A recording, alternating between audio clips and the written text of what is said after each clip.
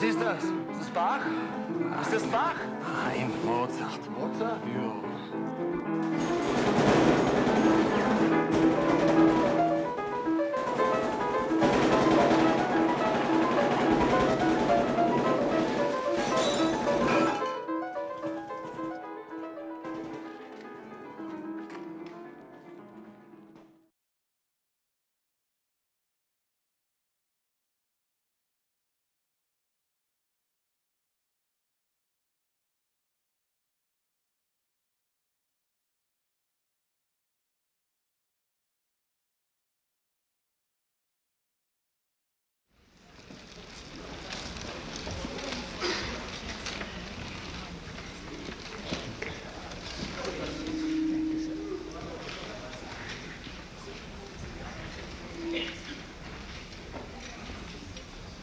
Are the lights a bit too bright?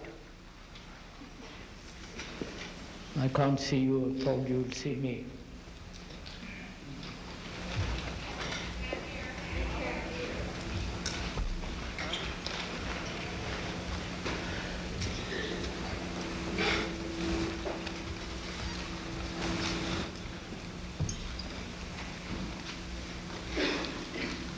I don't know quite where to begin.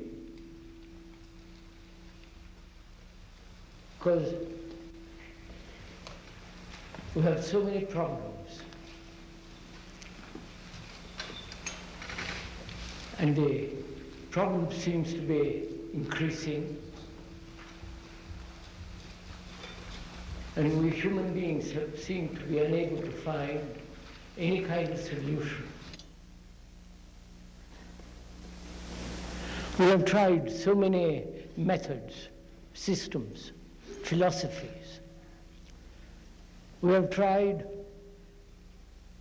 to follow spiritual leaders, political leaders, and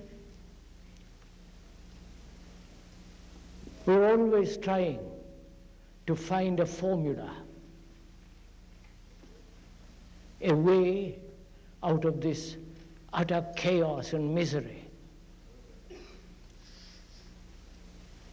First of all, I'd like to point out, if I may, that we are not offering any kind of philosophy, except philosophy means the love of truth. And truth is something that cannot be described, and what is described is not the thing that is. And this love of truth is not something far away to be grasped after periods of training, following some particular system, or accepting any faith, belief, but rather to have the capacity to observe very clearly, without any distortion. It's only then it is possible to see what actually is, and what is the truth, and to go beyond it. And so, during these 4 talks, if one may, we are going to go into this question of observing, learning, and seeing actually what is, and see if our minds and our hearts can go beyond all the confusion and the misery and the travail which we have created for ourselves.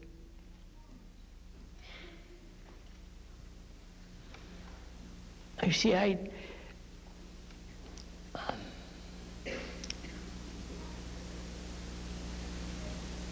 most of you, if may I say, come with certain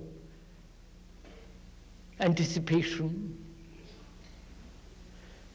desiring to be stimulated, or seeking inspiration, or wanting to follow a new method or system, or because the speaker comes from that far country, India, you have some romantic ideas and hope to find some sentimental solution to all our problems. And the speaker is not an Indian, except carrying a passport. He has no philosophy. He's not doing any propaganda or making you accept or deny, agreeing or disagreeing. We are going together, examine what is actually going on, both outwardly and inwardly. So we are going to share together. Sharing together is communication. And we make a lot of ado about communication.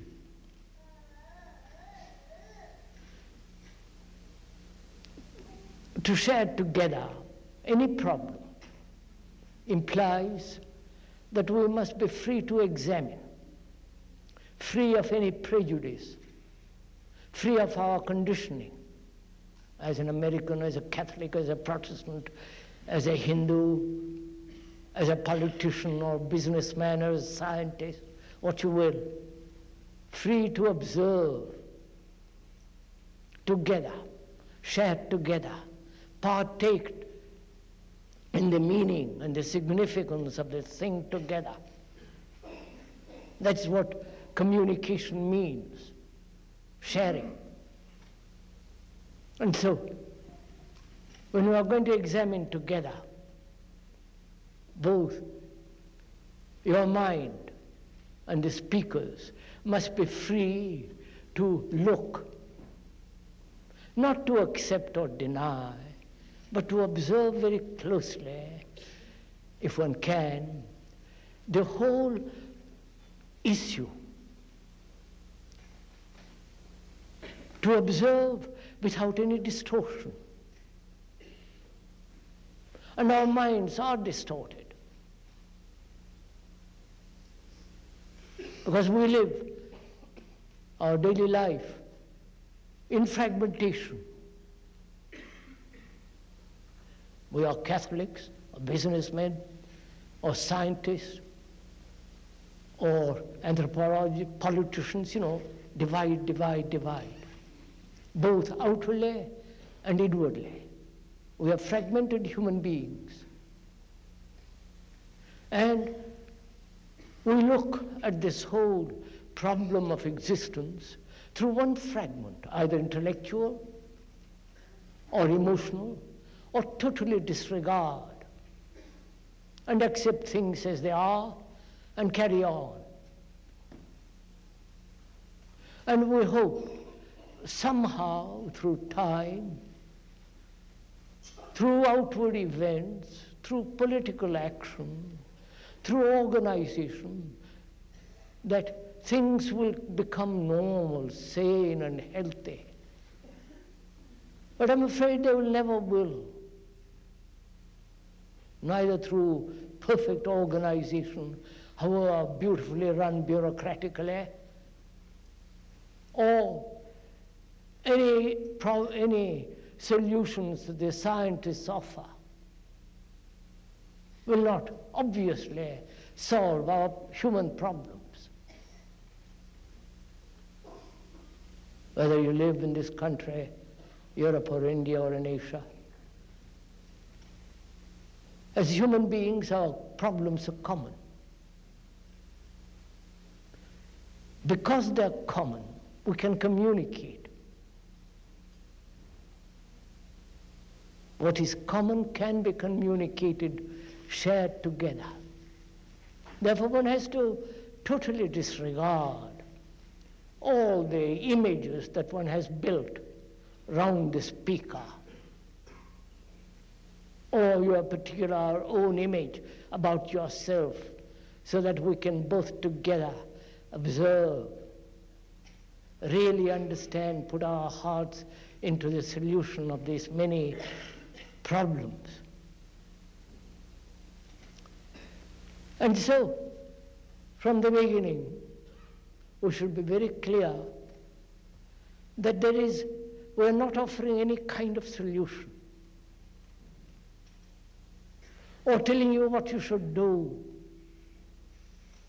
because it emphasizes authority. And where there is authority, there must be fear, competitiveness, imitation and conformity, and all that denies examination. And we have to examine very closely and hesitantly the extraordinary problems that we have as human beings, not as scientists, not as a politician or a businessman or a laborer, but as human beings. Because we must bring about in ourselves, it seems to me, a total revolution in the very psyche, in the very structure of our being. And everybody is talking nowadays about outward revolution, physical revolution. Gather all your energy to bring about a social revolution. Always thinking in terms of outward changes, changes in the environment.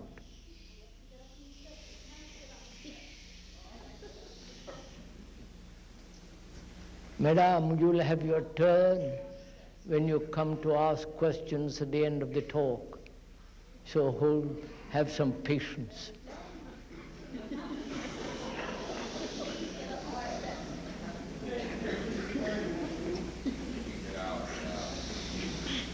Please get up from the steps now.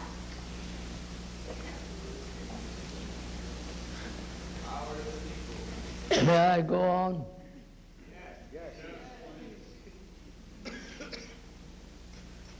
Please, you can't go on until I get up.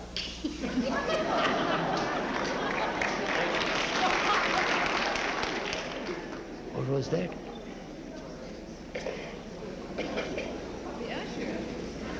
The usher. What's up?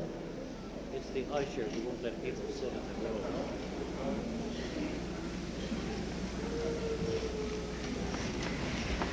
Sorry. You know, this is not an entertainment, spiritual or intellectual. This is a very serious thing that we're talking about.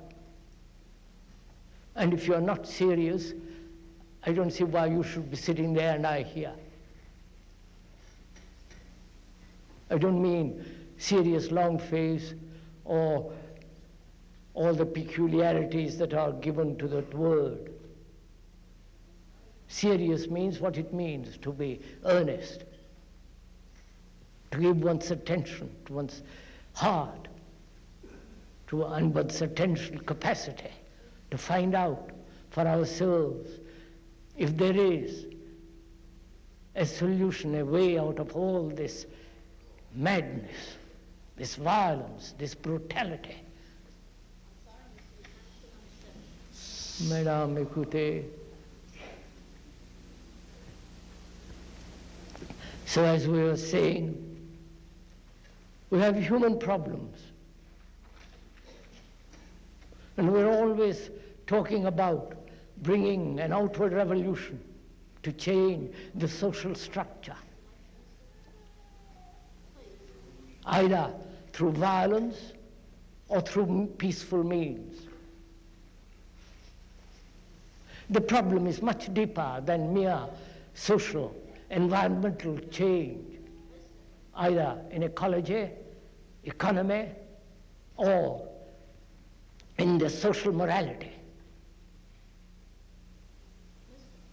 Because the social morality is immoral.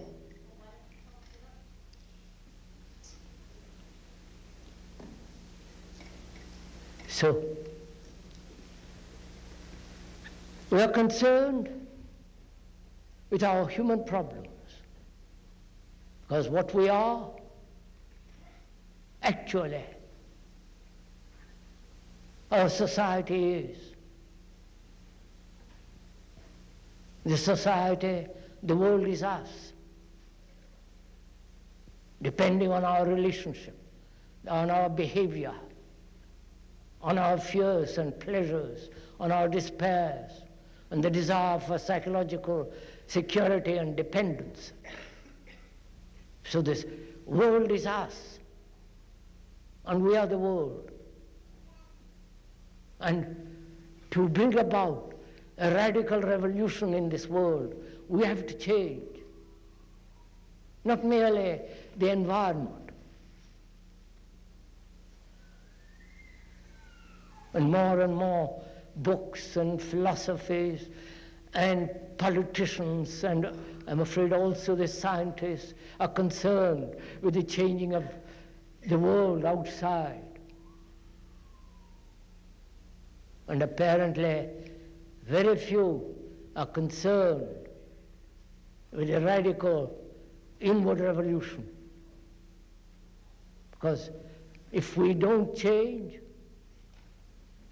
if we are corrupt, what's the good of having a perfect social structure? We will corrupt it. I think that's fairly obvious and logical. And we are apt to forget this, because we think change the environment, as the communists, others do. Change the structure, political, economic, social. And the human being then will adjust himself to the structure. He'll become righteous.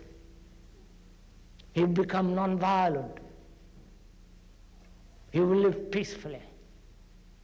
All these experiments have been tried before, either forcefully or peacefully.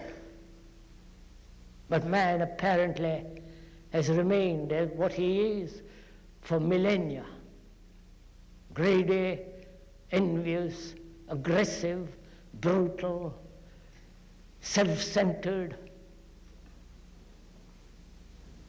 shedding every kind of misery in the world. So, the world, both the outer world and the inner world, is what we are. We have made that. There is no division between you and the world and the me. I think that's a basic thing that one must understand radically. That there are not individuals in the community,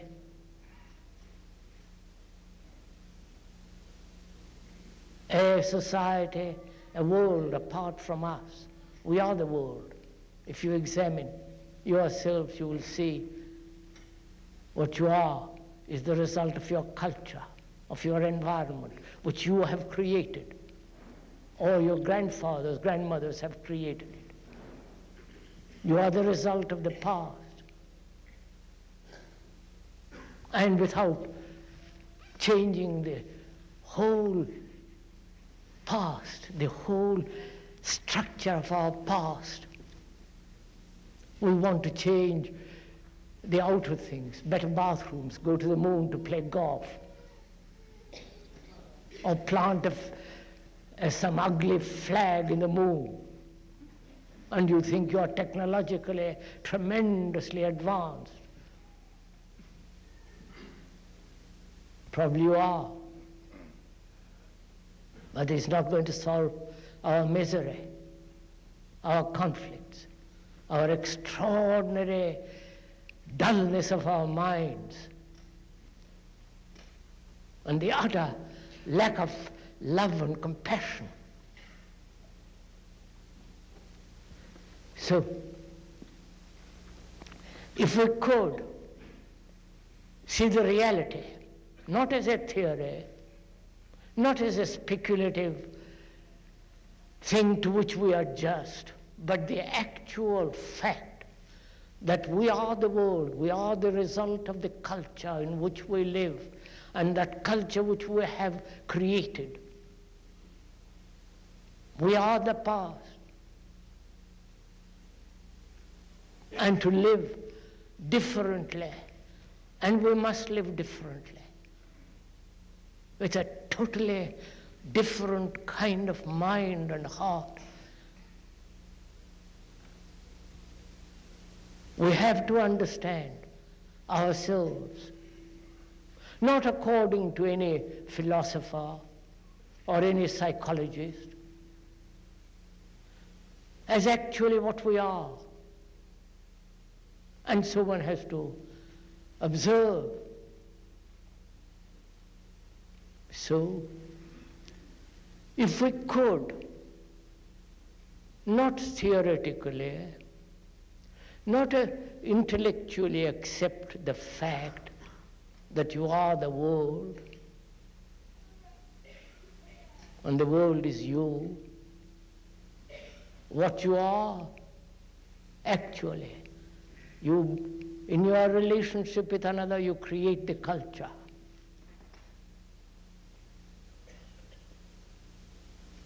You are utterly, totally responsible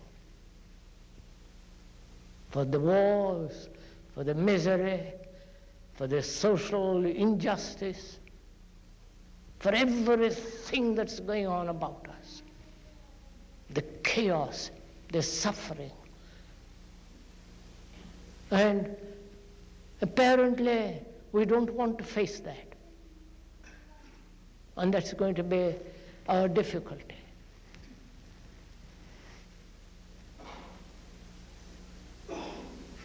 We have so cleverly and cunningly escaped from ourselves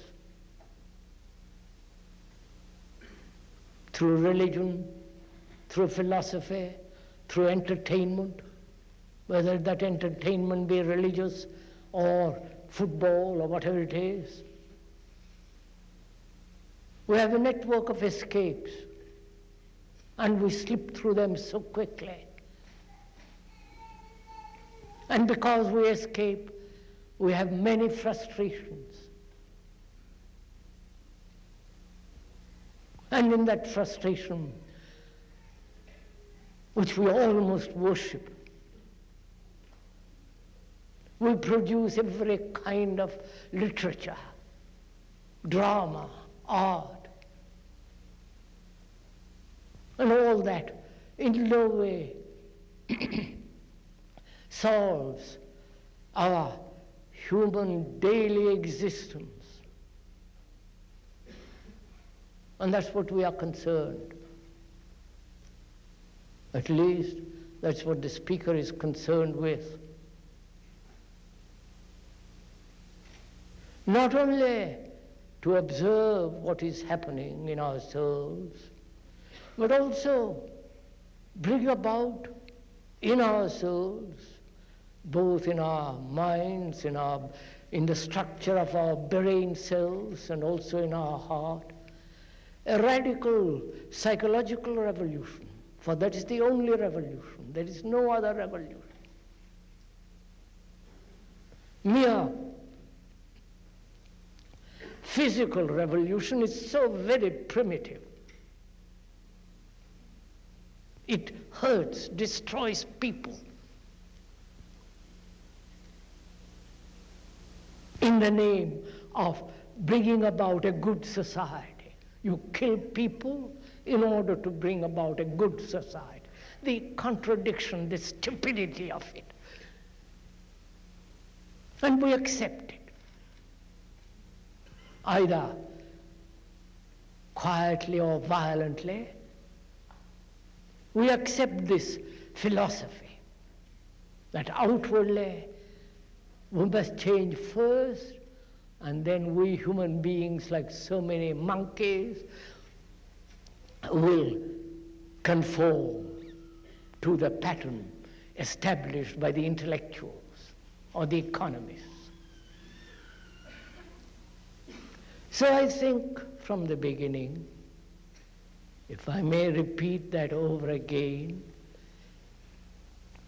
one has to realize non-verbally, non-theoretically, actually see it.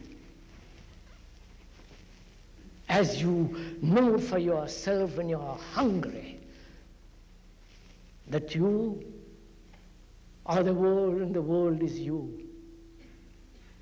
Really, if you see that, that's the most marvelous thing that can happen to a human being. Because then you become totally, utterly responsible. Not only in your relationship, but also in your relationship with nature. The destruction of nature, the killing of animals. You know, the other day, I saw on the television baby seals being killed, and they're hearing their cries. And you are the Christian world, loving, kind, talking about peace, and killing those poor things and putting them on their fur or whatever you do with them. And this is the 20th century, and you're supposed to be civilized, intellectual. I leave it with you all that. So when one realizes actually what one is, and that realization has to be observed. You cannot realize something which you have not carefully, closely examined. And to examine, as we were saying, there must be no distortion. And distortion will inevitably come into being when there is fragmentation. When one part of you, which is still a fragment, condones or condemns what you observe. When one part of you observes all the other fragments, and that part assumes the authority to correct the other fragments, that authority remains or sustains the fragments.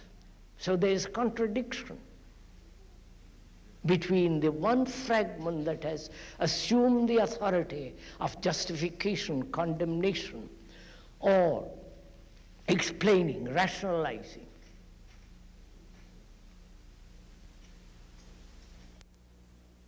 And as long as there is this fragmentation in us, and it does exist not only at the conscious level, but also deep down in the cave of our being. These fragmentation, which is not only the result of the culture in which we live, in the world of specializations, but also in ourselves deeply. We are fragmented human beings. And when one sees the reality that one is the world and the culture in which we live is the culture which we have created by our activity, by our action, by our thought, by our belief, by our nationalities and divisions of religion. When we see this, then one has to learn how to observe. Because what we see is not static. It's not something that's fixed, permanent, dead thing. It's a living thing. And we observe that living thing, which is you, with all the contradictions, confusion, guilt, misery, agony, suffering, is all a living thing. And we observe that living thing with the eyes of the past. I don't know if you have not observed it yourself, because we live in the past. We may talk about the eternal present or the now, because that's merely a speculative idea put forward by some clever intellectual person. But actually, we live in the past. We are the past. That again is a fact. You are Christians, Hindus.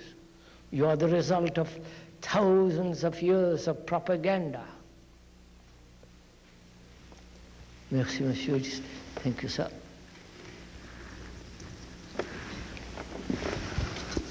That's a good idea.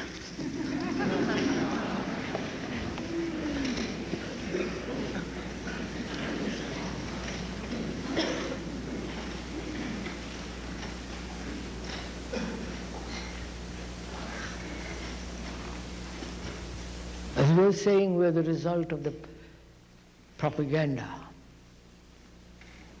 We're the result of what we have been told from childhood, to believe and not to believe. So we have to understand the past. The past, the present, and the future is another fragmentation. And we project, as the scientists are doing, what the society is going to be in 2,000 years. Not 2,000 years, in 40 years, 50 years, or 90 years, what it will be in the future. They have designed perfectly what the future is going to be, technologically. And you jolly well know the future is what you are now. And what you are now is the result of what you have been. And without understanding what you have been and changing, bringing about a radical change in what you have been and what you are, time is not going to solve a thing.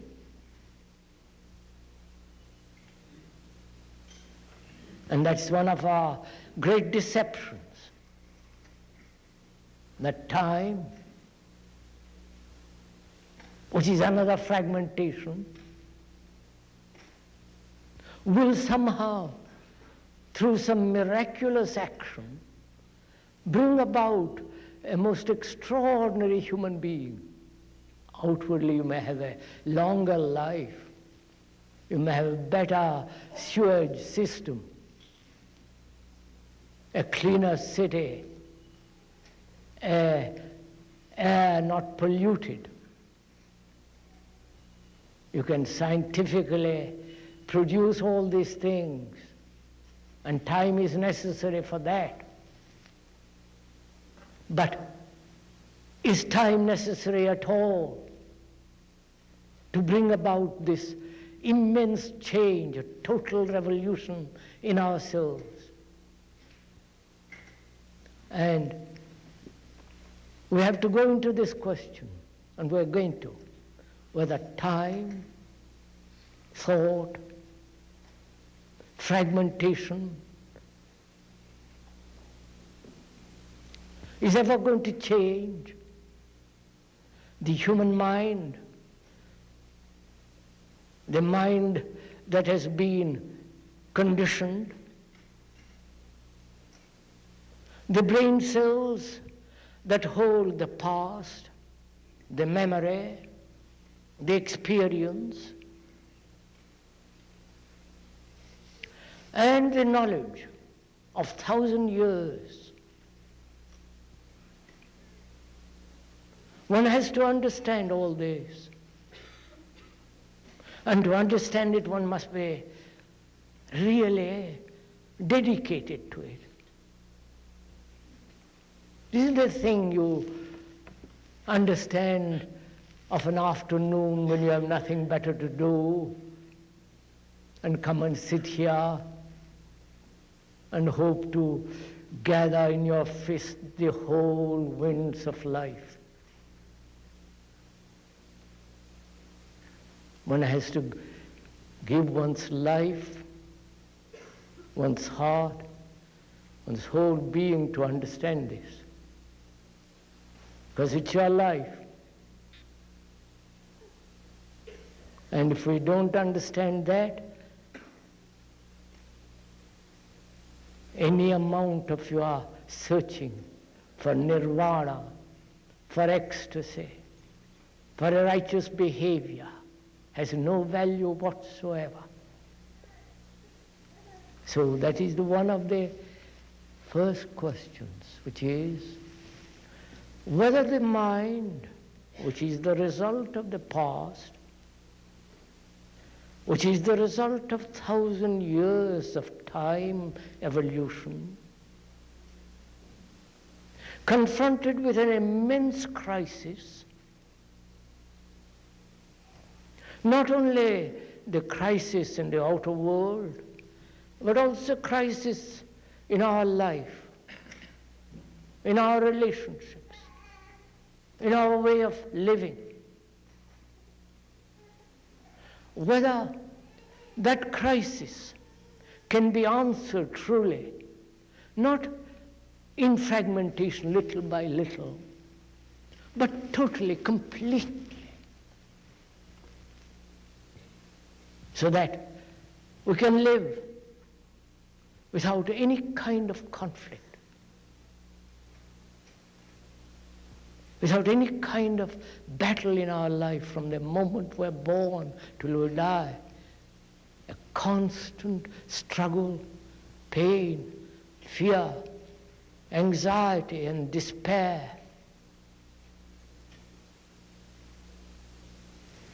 So we have to examine, if you will, our minds, which is thought, the capacity of intelligence. The intellect, which everyone apparently worships with such ardor. The intellect is the instrument of examination.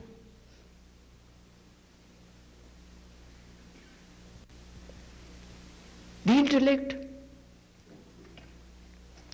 which is the accumulation of knowledge, of experience, of 1,000 years of searching a way out of this misery and confusion.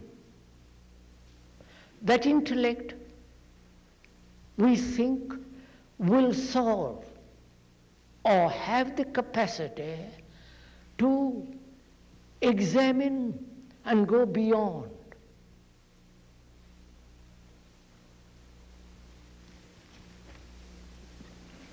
Which is, the intellect is knowledge, used rightly or wrongly.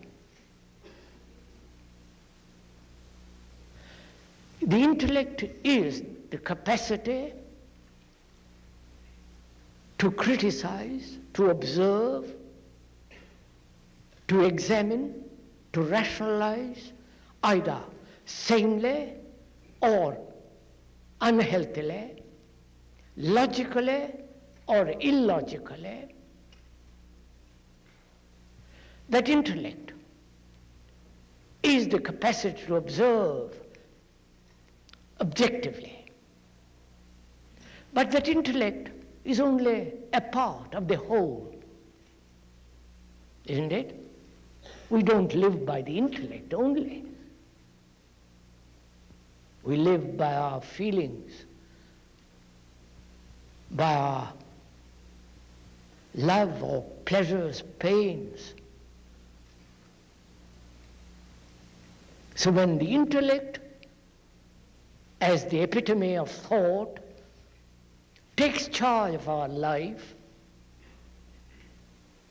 it brings about great contradiction in our life. Our life is a total affair. That is, the psychosomatic responses, the responses of the heart, the mind, and the mind that is seeking something beyond itself.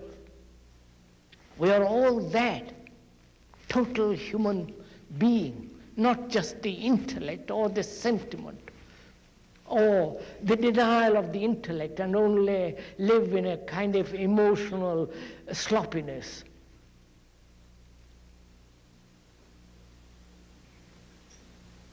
So, one has to understand this contradiction in our souls, which is the contradiction of time, yesterday, today and tomorrow, the past, the present and the future. Time as a means of solving our 1,000 problems.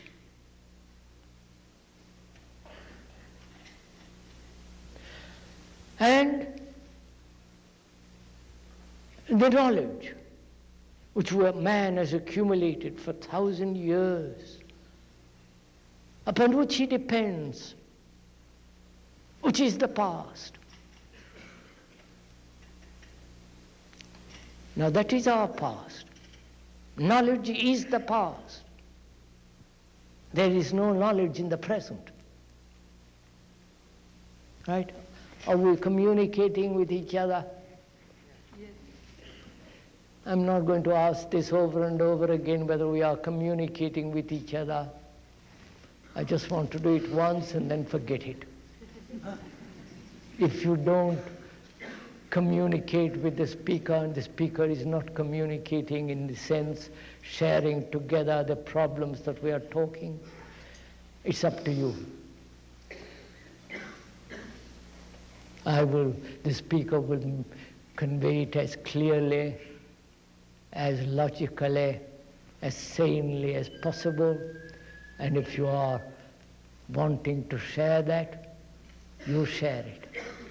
And if you don't share it, it's just as well you don't. Because this is not a propaganda. And that's the beauty of it. There is nothing for you to be convinced about or believe in or take home a new set of ideas. Ideas are the children of barren women.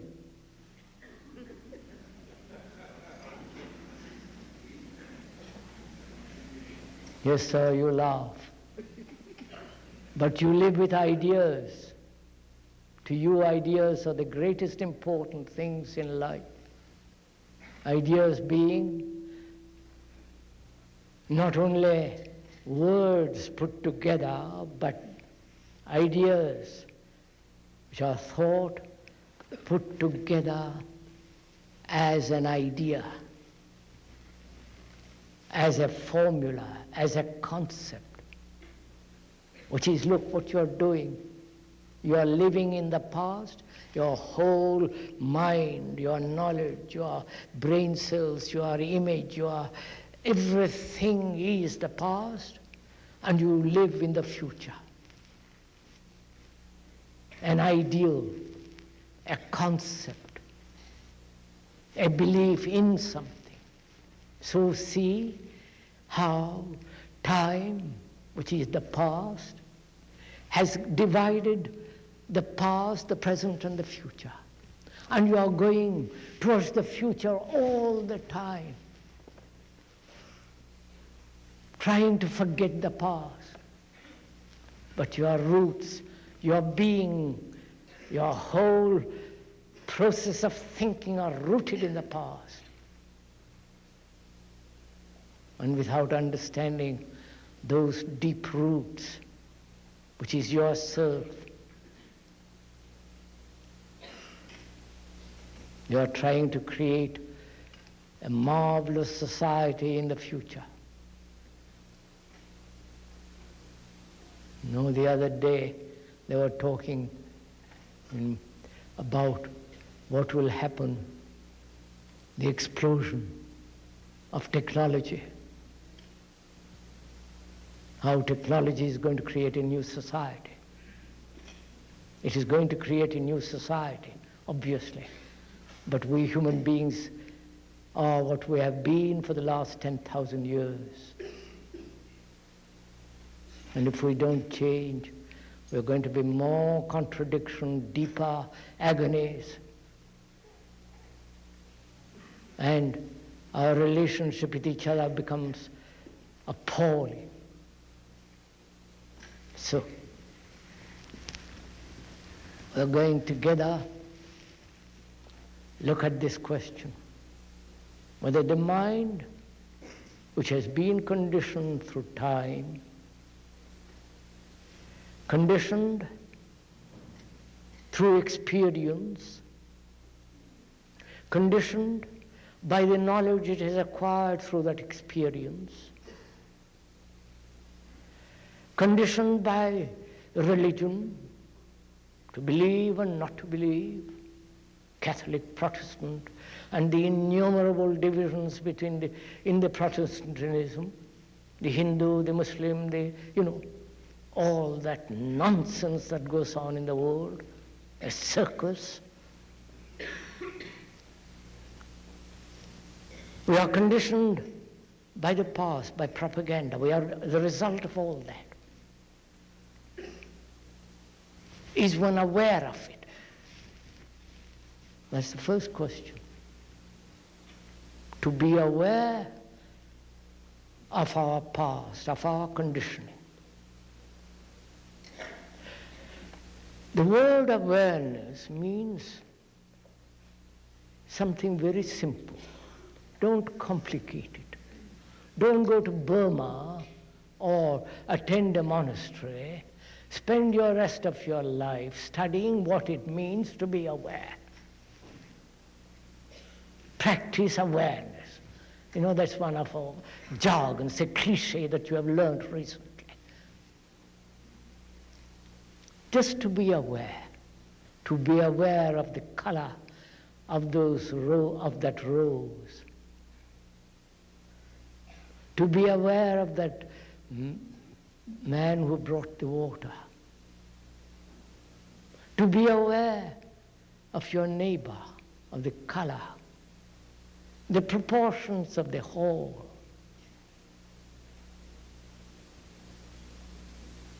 To be aware of things happening around you, the squalor, the dirt, the poverty, the ugliness that man has created,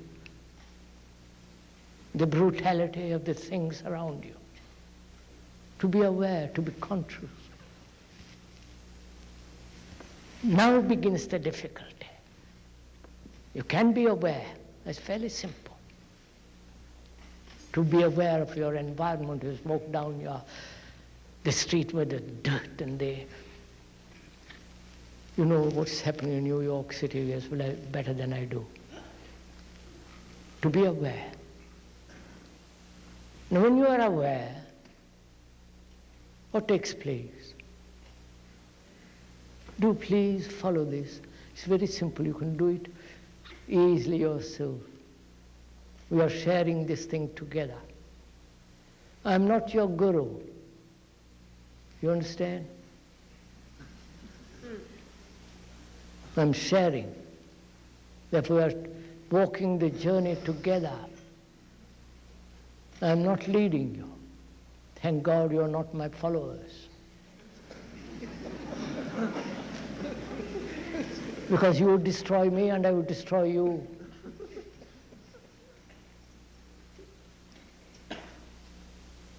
There is no teacher. There is only you, the teacher, and the disciple. So you become both the observer and the learner. So with one breath, you put away all gurus, all following, all authority in the spiritual sense, not the authority of the policeman, not the authority of law. Because to change law, the law that exists, you must change yourself first. We want to change the outward laws established by you, by your prejudice, by your greed, by your avarice, by your desire to seek security.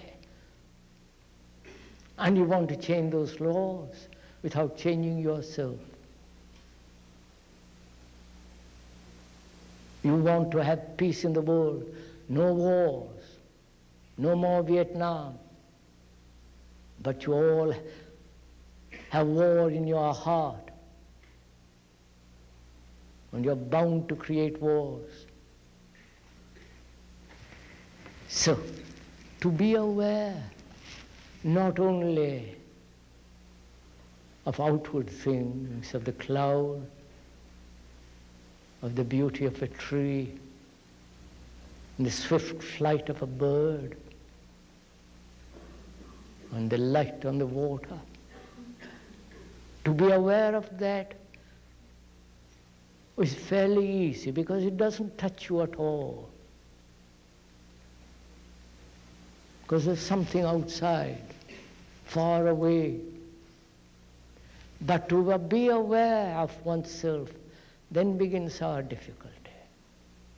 When you are aware of yourself as you are, say, I don't like that, that's ugly, that's beautiful, this I'll keep, that I won't keep. You're choosing. You're rationalizing. You're condemning or justifying, comparing. In that state of comparison, justification, condemnation, your attention is distracted. You are not aware. You are aware of the image which you have brought over from the past, and through that image you are looking at the present and therefore distorting. Is that clear? I'm sorry, I can't ask you if you're clear. It's up to you. I'll repeat it once more in a different way.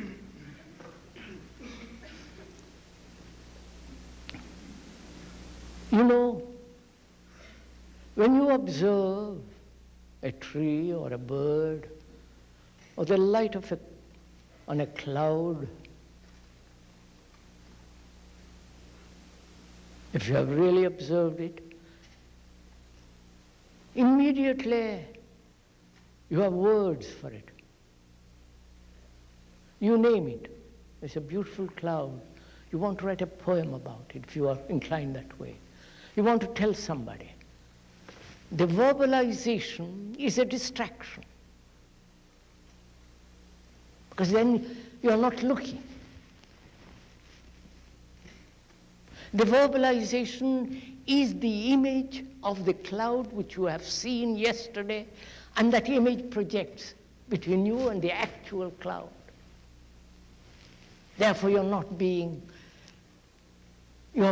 looking at that cloud through the screen of words, through the screen of knowledge, through the screen of yesterday's memories. So you are not actually totally aware of that thing. Right? So in the same way, to observe what is going on inwardly,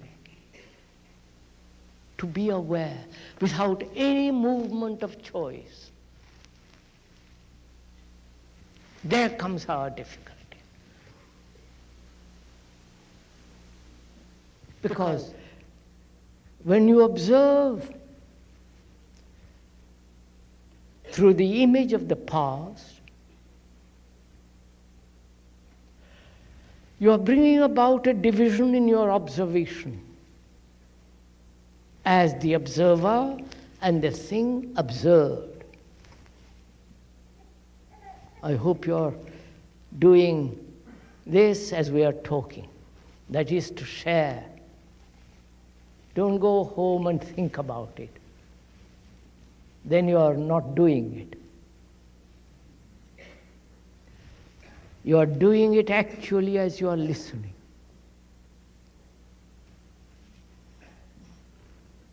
And that is to share.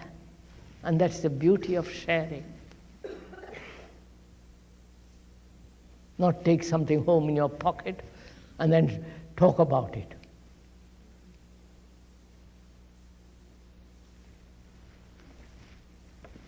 That is, to be aware. Aware of what is actually going on within yourself, not according to anybody, but to observe in this choiceless awareness what actually is, which means the mind doesn't condemn, doesn't name it, merely observes.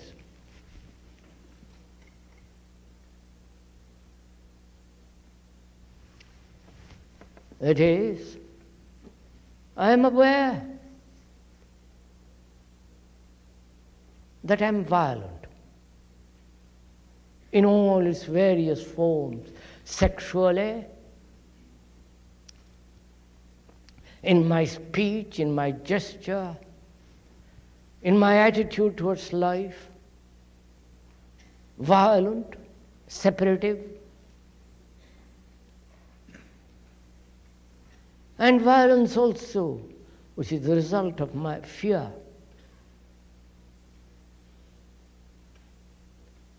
I am aware of my violence. Now, when I am aware of it, I say to myself, I am violent, or I am jealous, or I am greedy. When you name it or look at it through the word is the past. And so when you look at it through the eyes of the past, you are strengthening what you call violence. Because you are relating what is actually taking place to the past. And the past is more or less the firm thing that we have. So when we name violence, anger, we are strengthening the knowledge which we have acquired about anger. Therefore, we are not looking at it anew, afresh. So you are looking at it with the eyes which have been distorted by the past.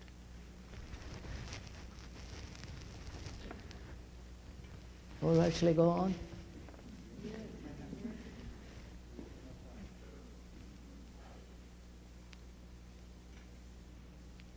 So the past, as knowledge, is constantly interfering with the present.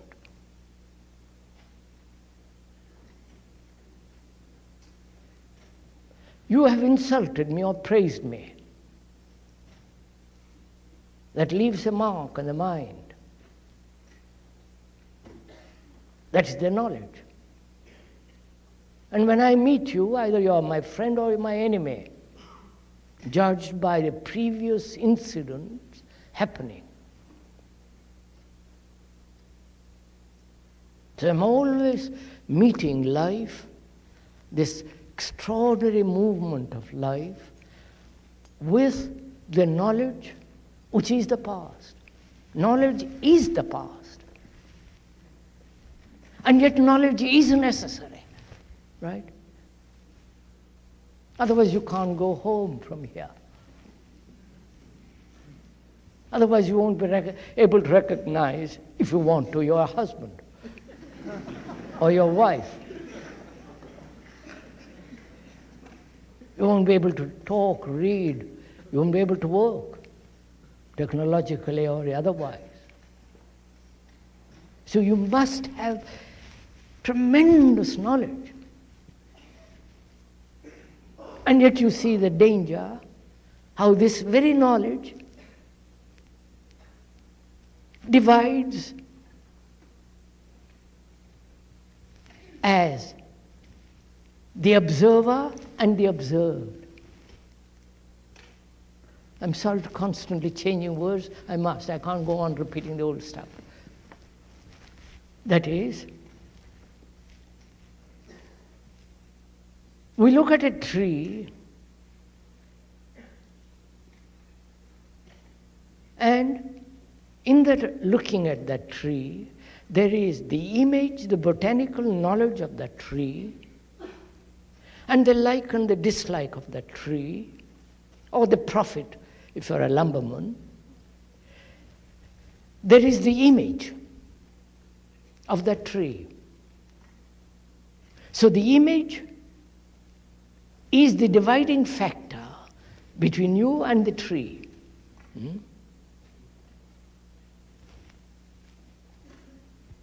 Which means there is a distance between you and the tree, spatial distance, as well as time distance. Now, when there is no image, then you look at the tree in a totally different manner.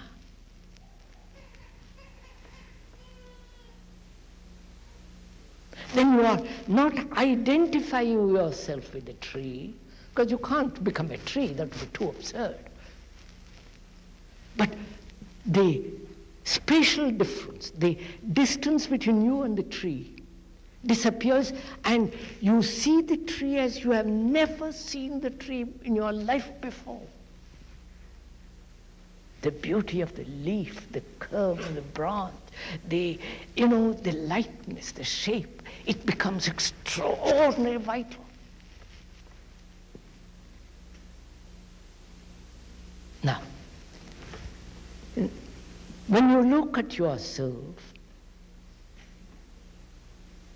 not only in the mirror when you comb your hair, but also when you look at yourself, you look at yourself with the knowledge which you have acquired about yourself. Right? The image you have about yourself.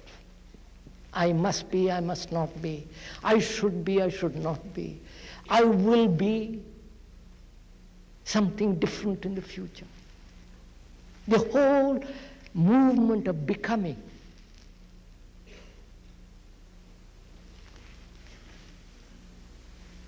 is the outcome of knowledge. Out of that knowledge, you have the image about yourself. And so when you look at yourself, you are looking through the eyes of the image which is the past. Right?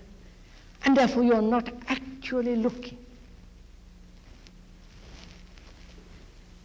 Now, to be aware without choice is to observe without the observer, which is the past, the image maker. Bene. Shall I go on? Please listen to this. Because if you know how to listen, you have done everything. You don't have to do a thing. You don't have to make an effort to listen. You don't have to make an effort to change.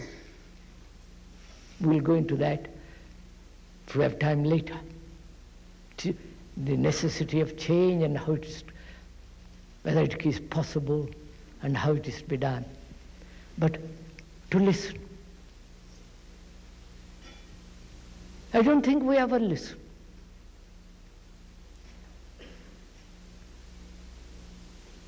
Because when we do listen, we are thinking about something else. Or you say, I don't like what he's saying. Or compare what he's saying to something else. Have you ever listened to your wife or your husband? Don't laugh, please. It's a waste of time. Don't do it. And it's a waste of time to clap. Waste of your energy. Please don't do it. Clap if you must when I'm not here. Much better. Have you ever listened? Really listened? Which means the past is absent. That is the past of the wife who has nagged, bullied, or the husband who has dominated, seeking power, all the rest of it, which we are not going to. This terrible thing called marriage, in which all this thing goes on. And to listen without the past. Then you have established a relationship which is totally different. Then your relationship is not between two images. The image of the wife you have or the image which she has about you. The relationship now is between the two images. And therefore it's no relationship at all. I don't know if you have gone into the question of relationship. Because look what is happening in the world. You go to the office with all the problems of the office, with your ambition, the insults that you bear from the boss, the fear.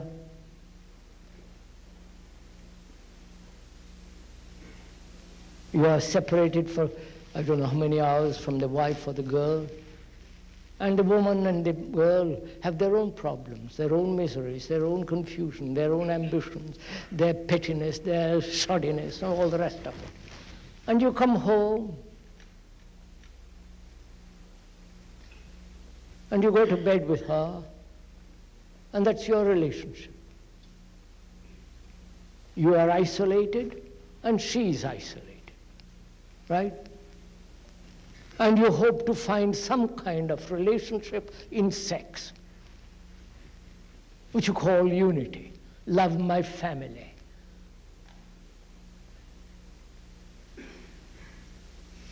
Now all that has to be understood, because to bring about a different society means a different relationship between human beings, between you and your wife and your neighbor. And if your relationship is based on the past, of your memories, of the insults, of the nagging, the past, what the images you have about another, ugly or beautiful or insane, irrational, distorted. Then you have no relationship at all. And to be aware of all this. Not just occasionally, but to be aware. So as to not to form an image. I'll show you in a minute, I'll go into it. Having formed image, how to be free of it, and not to form image. You understand my question? Andiamo. Take a simple fact. You flatter me. That flattery is pleasing. And that leaves a mark on the mind, on the brain cells. And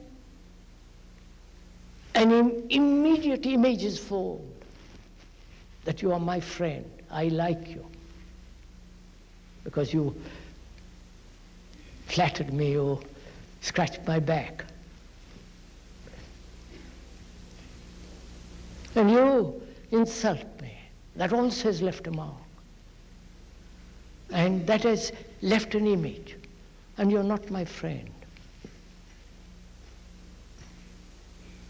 This is the fact, isn't it? That this takes place actually every minute of the day. I like you, I don't like you. You are beautiful, you're not. You are intelligent, you're not. If this constant image forming. Now, when I am flattered, at that instant to be totally aware, neither accepting nor rejecting, just to watch it, watch what is happening to my reactions.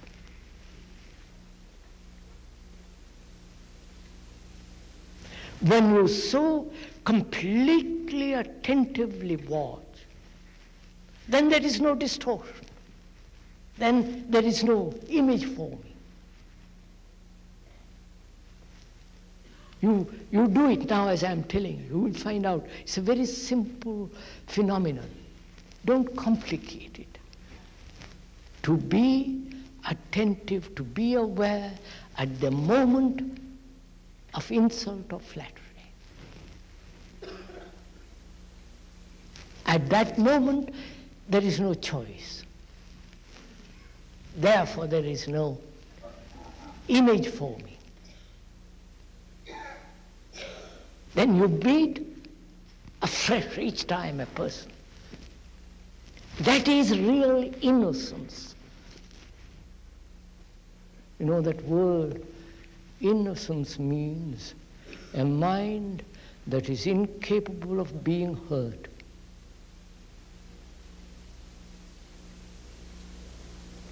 Because most people have been hurt from childhood by the mother, father, by the school, by the teacher, by the police, being hurt. And these hurts are various forms of knowledge. And we carry them till we die. Carry them as memories, which is the past. And time isn't going to resolve them. Time will only strengthen them. But whereas if you are aware of this whole movement of the past as image and knowledge, then your mind doesn't record any of the insults, any of the hurts.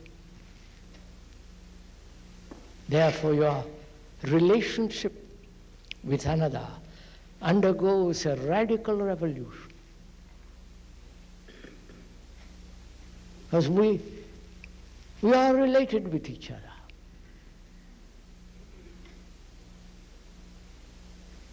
Whether that person lives in Vietnam, or in India, or in Europe, or here, or in China, we are related to each other because we are human beings. And if we isolate ourselves with our images of hurts, pain, pleasures, fears, and the terrible competitive, ambitious drive which is so encouraged in this unfortunate country,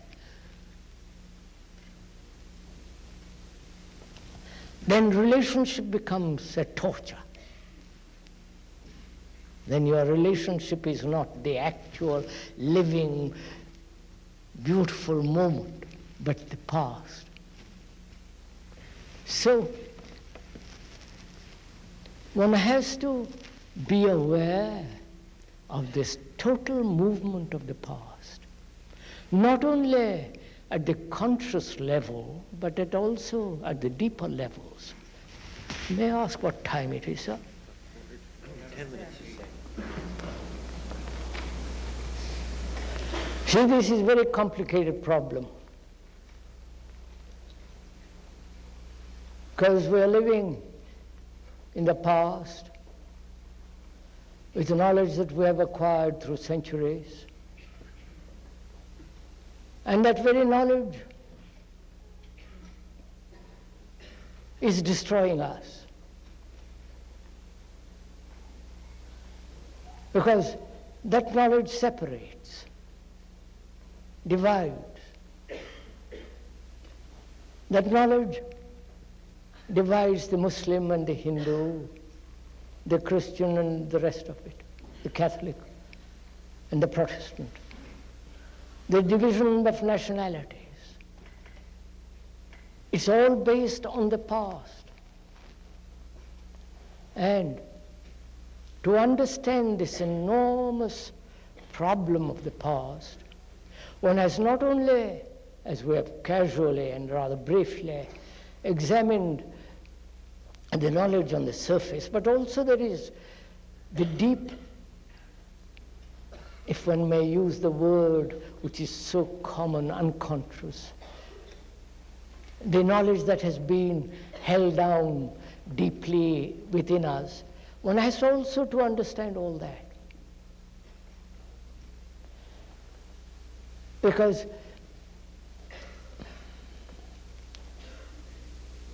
one is aware knowledge is essential, absolutely essential, otherwise you can't do anything. But also one is aware that knowledge becomes a factor of distortion in relationship.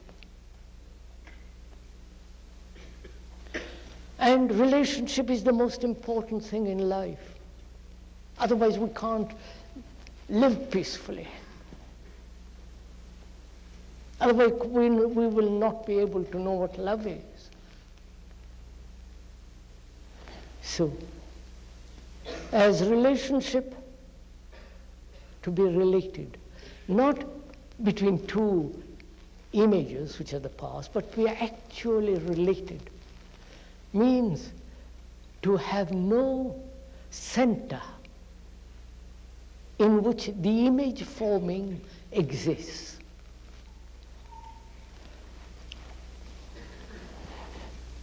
And I'm afraid it's too late to go into the question of how to observe the unconscious,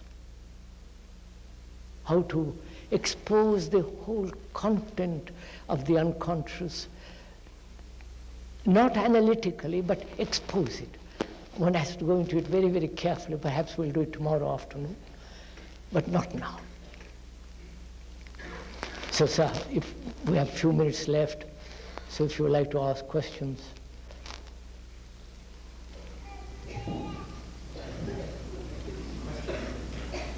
You want to ask questions? Do you want to ask questions? Now just a minute, before you ask me questions, I would like to say something about asking questions. First of all, why do you ask questions? Not that you must not ask questions, you must. Every kind of question. Doubt everything. But skepticism must be held on a leash. When to let it go, when to hold it back. And to ask a question, are you expecting the speaker to answer the question, or are you asking the question yourself so that together we answer it? Because the very moment you put the question, the answer is in the question. And if we know how to look at that question, the answer is there. So you have to bear in mind when you ask questions that you must not only ask the right question, which doesn't mean the speaker is preventing you from asking questions. Also in asking the right question, there is depth behind that question. Because right question has immense depth.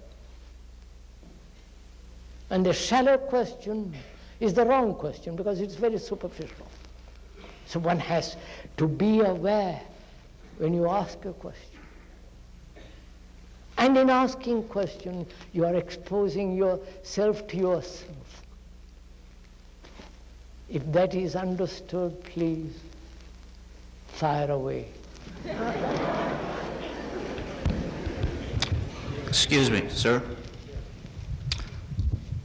Should a man who does not truly love himself try to help others love themselves, or should anyone try to help anyone? Should anyone help another?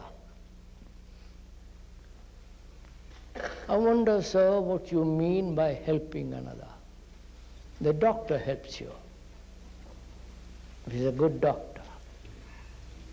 A good dietitian. The signpost tells you how to go to a certain place.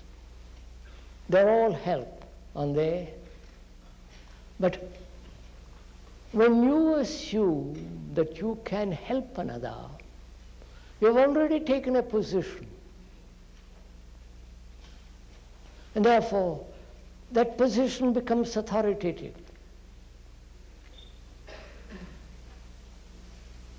And therefore, you destroy all sense of humility. Helping, sir, is like the scent of a flower on the wayside. It is there. The perfume, the color, the beauty, the quiet sense of its flowering. It is there. And if you want to smell it, smell it. If you don't, don't. And that is help. If you have something to give without knowing that you are giving. Right? Next question. Jiddu, we would like to ask you that, of course, you certainly consider yourself to be a very great man, but what is your opinion of Buddha?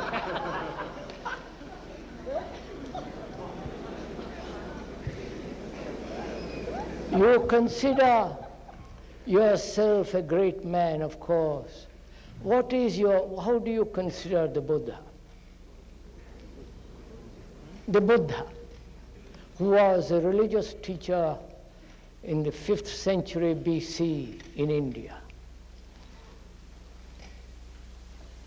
First, I don't consider myself at all, neither great or small. And I really mean it. And that's an irrelevant question. When you say, what do you think about the Buddha? I don't think about the Buddha.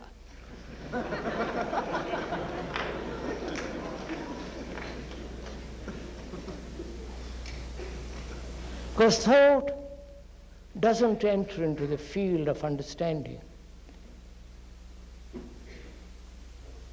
Thought doesn't exist where love is.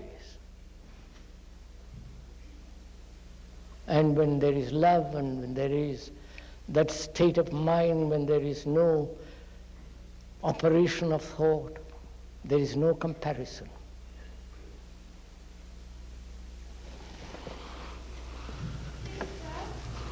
Could we talk about distractions? Could we talk about? Distractions. Could we talk about distraction? Say that you're listening to someone and there's a sound, and the two sounds conflict. Now, you say there should be no choice, yet doesn't the mind go toward... Yes, sir, I've understood your question. Distraction. Why do you call it distraction? You want to hear what he's saying. You listen for 2 minutes or a minute or a second, and your mind wanders off. Why do you call it a distraction? Why do you compare, say this I want to listen and that I don't want to listen?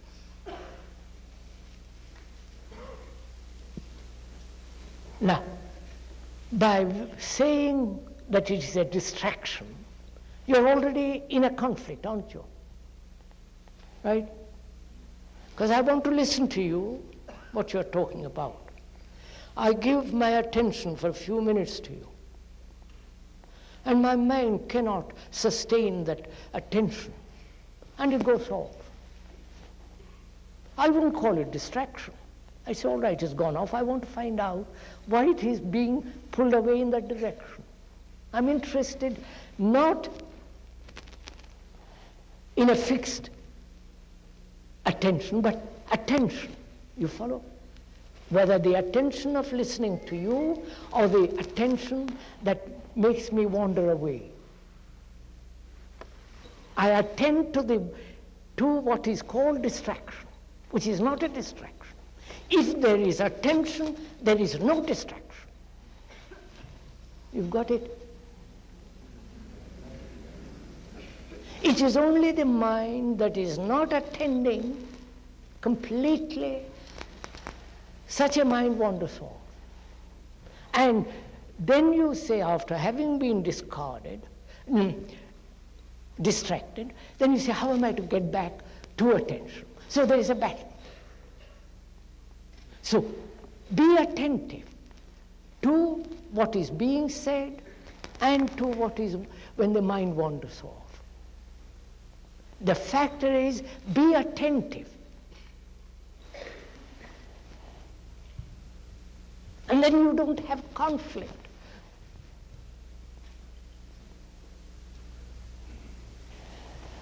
The greatest crime one can commit is to have conflict within oneself. Because that conflict expresses itself in the world, outside you, as hate, envy, war, aggression, brutality, killing. And to find out a way of life in which there is no conflict whatsoever is to live a totally different kind of life. We'll go into that perhaps tomorrow.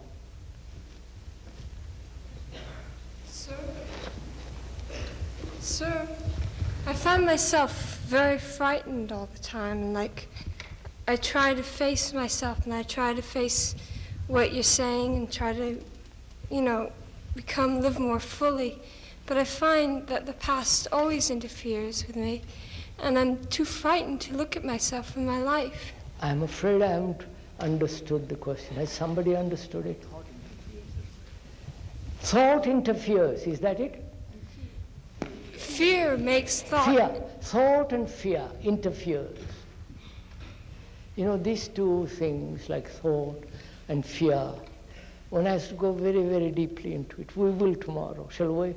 Because it isn't a thing that you can just say, well, get rid of thought or get rid of fear. That is too stupid. But one has to understand this whole question of fear. One has to go into this. What is thought? Why thought has become so extraordinarily important in life? And what is the place of thought? And that cannot be discussed or talked over in a few minutes now. May we then talk about it tomorrow. Is that all right? I think we'd better stop, don't you? Because I believe the whole, you wanted the whole by 7:30.